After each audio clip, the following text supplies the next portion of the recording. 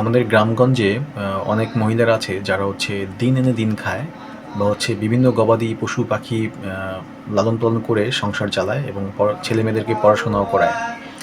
এরা আসলে প্রতিদিন, প্রত্যেকটা দিন, প্রতিটা মুহূর্ত জীবনের সাথে সংগ্রাম করে চলে।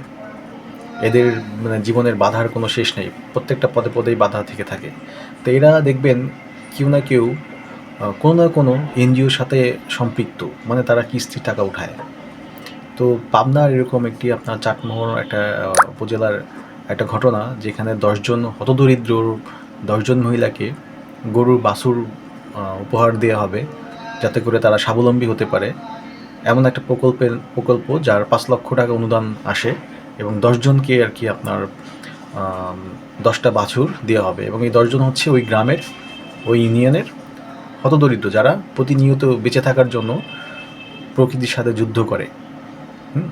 তো এদেরকে একটা নির্দিষ্ট তারিখ দিয়ে তাদেরকে আনা হয় এবং সবাইকে বলা হয় তোমাদেরকে একটা করে বাছুর দেওয়া হবে, যে বাছুরটাকে তোমরা লালন পালন করে বড় করবা এবং তোমরা স্বাবলম্বী হবা। সেইভাবে তারা আসে এবং আসলেই ওই এনজিওর যে নির্বাহী কর্মকর্তা, প্রধান নির্বাহী কর্মকর্তা, উনি প্রত্যেকের হাতে একটা করে বাছুর তুলে দেয়। বাছুর তুলে সে কী করে ছবি তুলে বাছুরগুলো আবার নিয়ে যায়, আর তাদেরকে এক প্যাকেট খিচুড়ি, একটা করে ডিম, একটা করে খিচুড়ি দিয়ে তাদেরকে বিদায় করে দেওয়া হয়। আসলে মূলত এটা ছিল একটা ফটো সেশন। জাস্ট তাদেরকে ছবি তুলে দেখানো হয়েছে যে তাদেরকে বাছুরগুলা দেওয়া হয়েছে। হ্যাঁ, এই ছবি তুলে তারা যে 5 লক্ষ টাকা অনুদানটা নিয়েছে, এটা হতে পারে কোনো কোম্পানির কাছ থেকে অথবা কোনো দাতা গোষ্ঠীর কাছ থেকে নিয়ে তারা এই কোম্পানির সিও বা যারা যে কর্মকর্তাগুলো আছে তারা এই টাকাটা ভাগবণ্ড করে নিয়ে ফেলেছে, এরকমই মনে হচ্ছে। কারণ তারা যদি আসলেই তাদের মধ্যে এটা সুষ্ঠুভাবে বিতরণ করতো, তাহলে তো সেদিনই ছবি তোলার সাথে সাথেই তাদেরকে দিয়ে দিত, তাই না? কিন্তু যেহেতু দিয়ে দেয়নি, তার মানে এখানে ডালমে কুচ কালা হয়। ইভেন ওই যে 10টা বাছুর যে তারা আনছে, এই 10টা বাছুর ওই সিওর, ওই নির্বাহী কর্মকর্তার পরিচিত একটা খামার থেকে এই 10টা বাছুর সে নিয়ে আসছিল। এর মধ্যে যখন মিডিয়া গেল, কথা বললো, ওই 10 জনের মধ্যে 10 জনের মানুষ যারা মহিলা, ওই 10 জনের সাথে কথা বললো। কিছু লোক বললো যে এর আগেও এই এনজিও আমাদেরকে ছাগল দিয়েছে, কিন্তু বিনিময়ে সে 1300 টাকা করে হাতিয়ে নিয়েছে। এখন এই এনজিওগুলো যে কাজগুলো করে, এরকম মানবিক উন্নয়ন, মানবতার ফেরিওয়ালা সেজে তারা কোটি কোটি টাকা হাতিয়ে নেয়। কীভাবে? এরা বিভিন্ন বড় বড় দেশ থেকে সহযোগিতা নেয়। ওরা বলে যে আমাদের এখানে 20,000 মহিলা আছে, 20,000 দারিদ্র পরিবার আছে যারা 2 বেলা খেতে পায় না।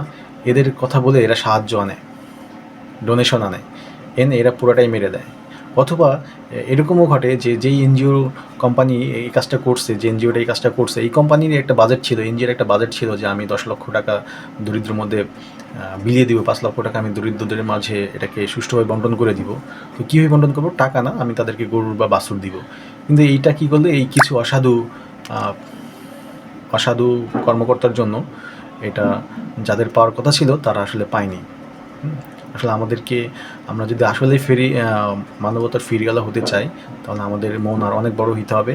আপনি যেই কর্মে থাকেন না কেন, সেই কর্মের যদি আপনি হারাম খান, তাহলে আসলে আপনি দুনিয়াতে এটা ভোগ করে যাবেন আর কি। হ্যাঁ, তো এই ফটো সেশন খেলা বাদ দিয়ে সত্যিকার অর্থে যদি মানুষের জন্য কিছু করতে চান, কিছু করতে পারেন, তাহলে করেন। কিন্তু এই ফটো খেলি আপনারা করেন না, কারণ এখন সোশ্যাল মিডিয়ার যুগ।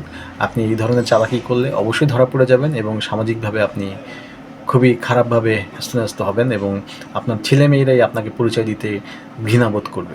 ধন্যবাদ।